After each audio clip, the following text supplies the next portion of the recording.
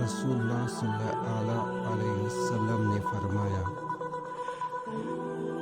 تمام اعمال کا دار و مدار نیت پر ہے، اور ہر عمل کا نتیجہ ہر انسان کو اس کی نیت کے مطابق ہی ملے گا۔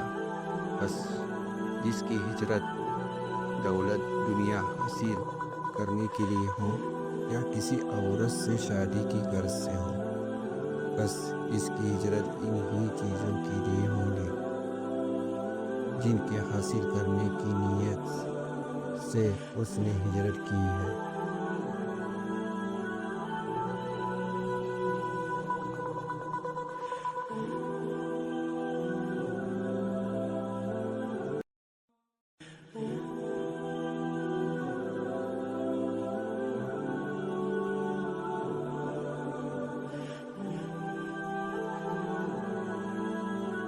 آپ صلی اللہ علیہ وسلم نے فرمایا کہ وہی نازل ہوتے وقت کبھی مجھ کو گھنٹی کی سی آواز محسوس ہوتی ہے، اور وہی کی ایک کیفیت مجھ پر بہت شاہ گزرتی ہے۔ جب ایک کیفیت ختم ہوتی ہے تو میرے دل و دماغ پر اس فرشتے کے ذرے نازل شدہ وہی محفوظ ہو جاتی ہے۔ اور کسی وقت ایسا ہوتا ہے کہ فرشتہ بشکل انسان میرے پاس آتا ہے اور مجھ سے کلام کرتا ہے، بس میں اس کا کہا ہوا یاد رکھ لیتا ہوں۔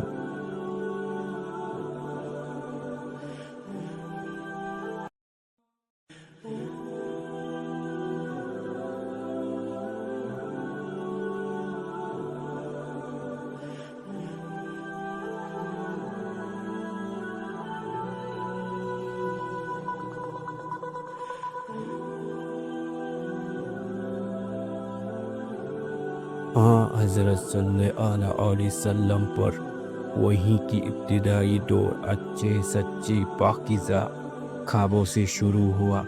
آپ خواب میں جو کچھ دیکھتے وہ صبح کی روشنی کی طرح صحیح اور سچا ثابت ہوتا۔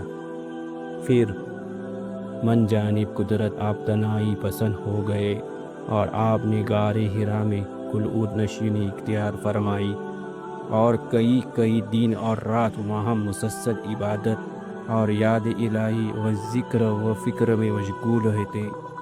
جب تک گھر آنے کو دل نہ چاہتا توشہ ہمراہ لیے ہوئے وہاں رہتے۔ توشہ ختم ہونے پر ہی اہلیہ محترمہ حضرت خدیجہ رضی اللہ عنہ تعالیٰ کے پاس تشریف لاتے اور کچھ توشہ ہمراہ لے کر پھر وہاں جا کر خلوت گزی ہو جاتے۔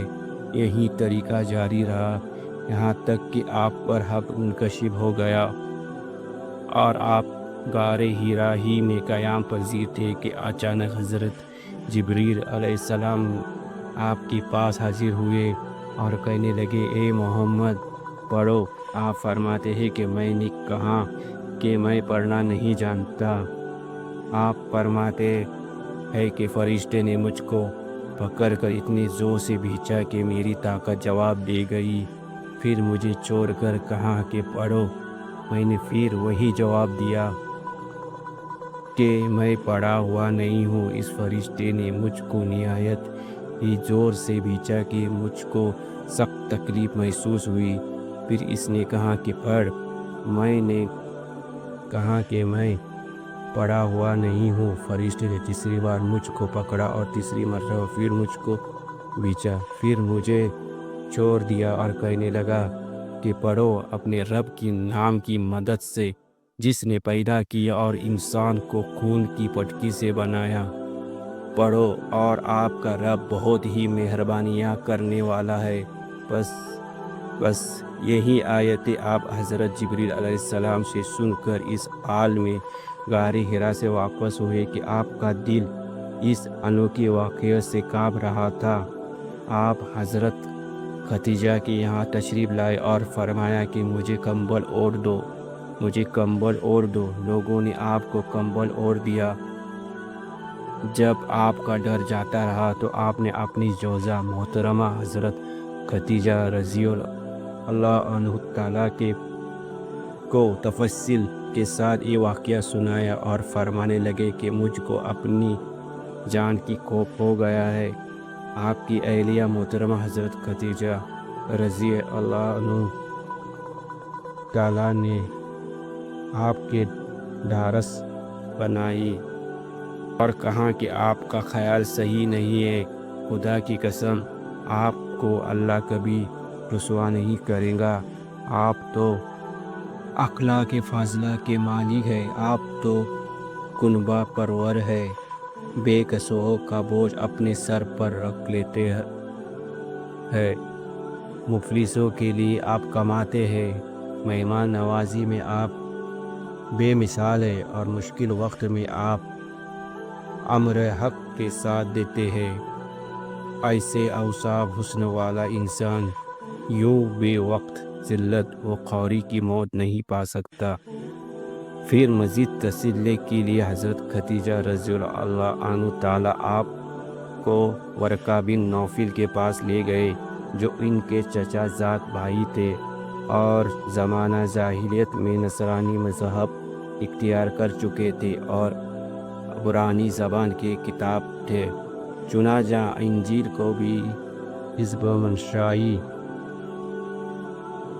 منشاء خداوند عبرانی زبان میں لکھا کرتے تھے۔ انجیل سریانی زبان میں نازل ہوئی تھی، پھر اس کا ترجمہ عبرانی زبان میں ہوا۔ ورقہ اس کو لکھتے تھے، وہ بہت ہی بوڑھے ہو گئے تھے، یہاں تک کہ ان کی بینائی بھی رخصت ہو چکی تھی۔ حضرت خدیجہ رضی اللہ عنہ تعالیٰ نے ان کے سامنے آپ کی حالت بیان کی اور کہا کہ اے چچا زاد بھائی، اپنے بھتیجے محمد صلی اللہ علیہ وسلم کی زبانی ذرا ان کی کیفیت سن لیجیے۔ وہ بولے کہ بھتیجے، آپ نے جو کچھ دیکھا ہے اس کی تفصیل سناؤ۔ چنانچہ آپ صلی اللہ علیہ وسلم نے اول آخر پورا واقعہ سنایا، جس سے سن کر ورقہ بے اختیار ہو کر بول اٹھے کہ یہ تو وہی ناموس معزز رازدان فرشتہ ہے جس سے اللہ نے حضرت موسیٰ علیہ السلام پر وحی دے کر بھیجا تھا۔ کاش میں آپ کے اس عہد نبوت کے شروع ہونے پر جوان عمر ہوتا، کاش میں اس وقت تک زندہ رہتا جب کہ آپ کی قوم آپ کو اس شہر سے نکال دیں گی۔ رسول کریم صلی اللہ علیہ وسلم نے یہ سن کر تعجب سے پوچھا، کیا وہ لوگ مجھ کو نکال دیں گے؟ حالانکہ میں تو ان میں صادق و امین و مقبول ہوں۔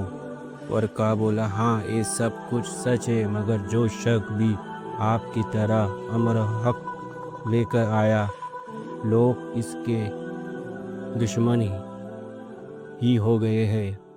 اگر مجھے آپ کی نبوت کا وہ زمانہ مل جائے تو میں آپ کی پوری مدد کروں گا۔ مگر ورقہ کچھ دنوں کے بعد انتقال کر گیا۔ پھر کچھ عرصے تک وحی کی آمد موقوف رہی۔